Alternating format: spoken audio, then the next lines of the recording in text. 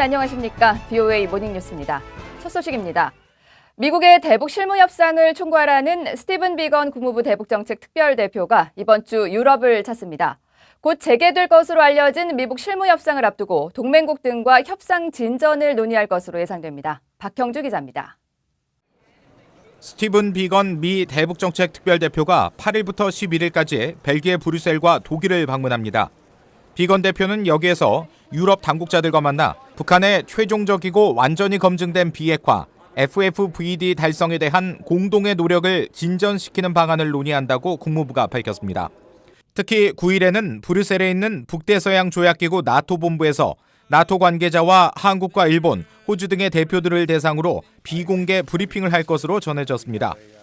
비건 대표는 이 자리에서 지난달 말 판문점 미북 정상회동에 대해 설명하고 미 정부의 입장을 설명한 뒤 나토 회원국의 협조를 당부할 것으로 관측됩니다. 이어 비건 대표는 독일 베를린에서 이도훈 한국 외교부 한반도 평화교섭 본부장 등과 만나 곧 재개될 예정인 미북 실무 협상에 대해 논의할 계획입니다. 앞서 미국과 북한은 지난달 30일 판문점 미북 정상회동을 계기로 실무 협상을 재개하기로 합의한 바 있습니다. So we're going to have teams. They're going to meet over the next few weeks, and they're going to start a process, and we'll see what happens. 이와 관련해 마이크 폼페이오 국무장관은 구체적인 장소와 일정은 결정되지 않았지만 이달 중순 무렵 협상이 시작될 것으로 예상된다고 밝혔습니다. 또 북한 측 협상 상대가 통일전선부에서 외무성으로 변경됐음을 확인했지만 비건 대표의 협상 파트너로 누가 나올지는 알려지지 않았습니다. 다만 일부 언론에서는 북한이 김명길 전 베트남 주재 대사를 새 실무대표로 임명해 미국 측에 통보했다고 보도했습니다. 이런 가운데 비건 대표가 유럽을 방문하는 동안 북한 측 대표와 접촉할 가능성도 일각에선 제기됐지만 국무부는 관련 일정에 대해서는 언급하지 않았습니다. 전문가들은 미국과 북한의 실무 협상이 재개되면 지난 하노이 정상회담에서 합의하지 못한 영변 플러스 알파와 이에 대한 상응 조치를 출발점으로 논의가 진행될 가능성이 높다고 전망했습니다. VOA 뉴스 박형주입니다. 미 주요 언론들이 북한 비핵화에 대한 단계적 접근법을 제기하고 있는 가운데 이른바 스몰 딜에 대한 전문가들의 견해는 엇갈렸습니다. 북한의 비핵화를 이끌어낼 수 있을지 회의적이라는 의견과 비핵화 협상 진전의 유일한 방안이라는 주장입니다. 김칸희 기자가 전해드립니다. 워싱턴 일각에서는 트럼프 대통령과 북한의 김정은 위원장의 판문점 만남 이후 트럼프 행정부가 북한의 모든 핵시설 폐기라는 이른바 빅딜에서 한 발 물러나는 것이 아니냐는 관측이 나오고 있습니다. 이에 대해 수김 전 미 중앙정보국 CIA 북한 분석관은 새로운 협상 방식으로 스몰 딜을 논의하는 것을 군축 전문가들은 우려하고 있다고 밝혔습니다. The concern is the fact that we keep talking about it now after this 50-minute meeting between Trump and Kim where nothing was produced should send alarm to experts who work on proliferation. 그러면서 북한의 비핵화를 적절한 시기에 이루기 어렵다는 것을 인식한 트럼프 행정부가 북한과 어떠한 합의라도 이루려는 것은 아닌지 걱정스럽다고 말했습니다. 데이비드 맥스웰 민주주의 수호재단 선임연구원은 스몰 딜은 북한이 원하고 있는 제재 완화는 물론 핵무기 보유까지 보장해줄 뿐이라고 지적했습니다. 그러면서 김 위원장이 스스로 핵을 포기하도록 더 큰 압박이 필요하다고 강조했습니다. I think the only way that Kim Jong-un is going to give up nuclear weapons is when he finally believes that possessing nuclear weapons is a greater threat to himself than giving them up. 반면 켄고스 미 해군 분석센터 국제관계국장은 현재 협상 국면에서 유일하게 효과적인 접근 방법은 스몰 딜이라고 주장했습니다. 다만 아직 미국은 이 방법을 확정한 것 같지는 않다면서 트럼프 대통령의 결정에 달렸다고 말했습니다. If he does, then I think we'll see a phased reciprocal process. If he doesn't, they'll keep pushing the idea of CVID up front, and North Korea will eventually back out of that and probably go toward a much harder line. 알렉산더 버시바우 전 주한 미국 대사는 미국의 최종 목표가 완전한 비핵화라고 하더라도 북한에 얼마나 양보할 준비가 돼 있는지가 핵심이라고 지적했습니다. 이와 관련해 켄고스 국장은 미 의회의 강경 대북 기류가 행정부의 제재 완화를 견제할 것이며 대북 금융제재 강화 내용이 포함된 국방수권 법안이 최근 상원을 통과하는 등 미 의회에서는 제재 완화의 뜻이 없는 것을 보인다고 분석했습니다. VOA 뉴스 김칸희입니다. 북한의 핵 동결은 핵연료 사이클을 모두 신고하고 중지해야 하는 비핵화의 필수 절차라고 데이비드 올브라이트 과학문제안보연구소 소장이 지적했습니다.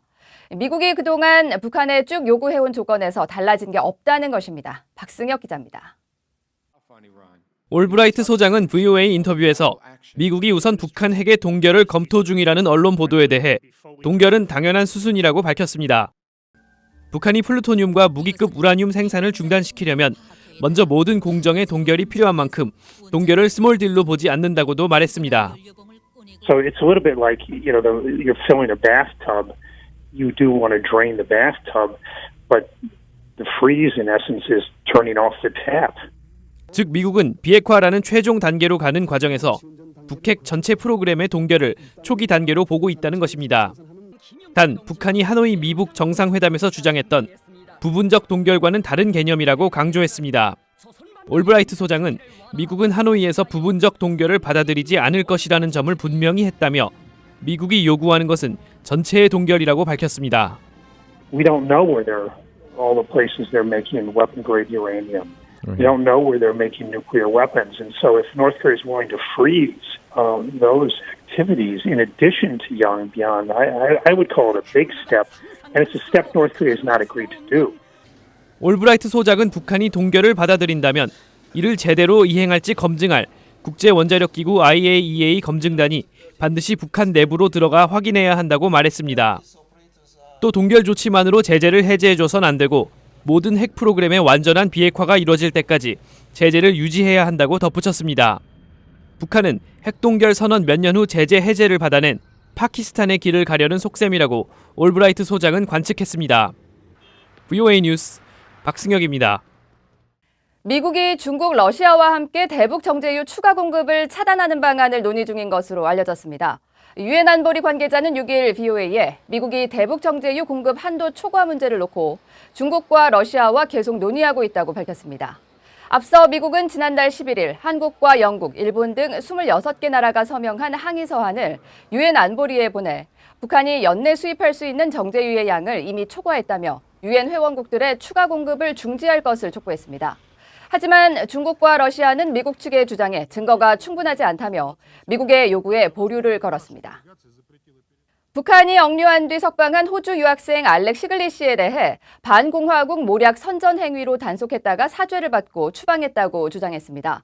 조선중앙통신은 6일 호주 유학생 시글리시가 인터넷을 통해 반공화국 모략 선전 행위를 하다가 지난 6월 25일 해당 기관에 현행으로 단속됐지만 북한 정부가 인도주의적인 관용을 베풀어 7월 4일 그를 우리 경내에서 추방했다고 주장했습니다.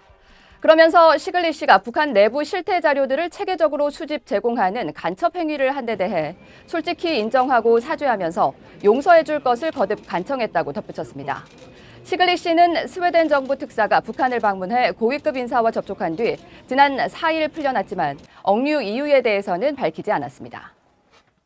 류미영 전 북한 천도교 청우당 중앙위원장의 차남 최인국 씨가 북한에 영구 거주하기 위해 지난 6일 평양에 도착했다고 북한 매체가 보도했습니다.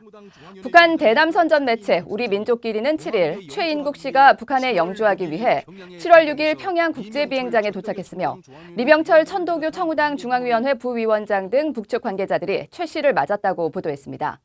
최인국 씨는 6.25 전쟁 이후 월북한 한국 인사 가운데는 최고위급 인사로 꼽히는 전 외무장관 최덕신과 류미영 부부의 아들로 한국 국민이 공개적으로 북한으로 영주한 것은 이례적인 일입니다.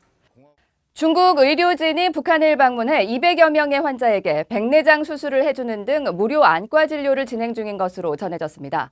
북한 주재 중국 대사관은 8일 텐진 의과대학 안과병원 자오사오 전 부원장이 이끄는 중국 안과 의료팀이 1일부터 12일까지 북한에서 북중 협력 광명 프로젝트를 실시하고 있다고 밝혔습니다. 리진쥔 북한 주재 중국 대사는 이와 관련해 얼마 전 시진핑 중국 국가주석이 북한을 국빈 방문해 김정은 위원장과 중요한 공통인식을 이루고 의료 분야 등에서 구체적으로 협력하고 우호 교류를 심화하기로 했다고 말했습니다. 그러면서 이번 안과 진료는 시 주석의 방북 성과를 실천하는 실질적인 조치라고 설명했습니다.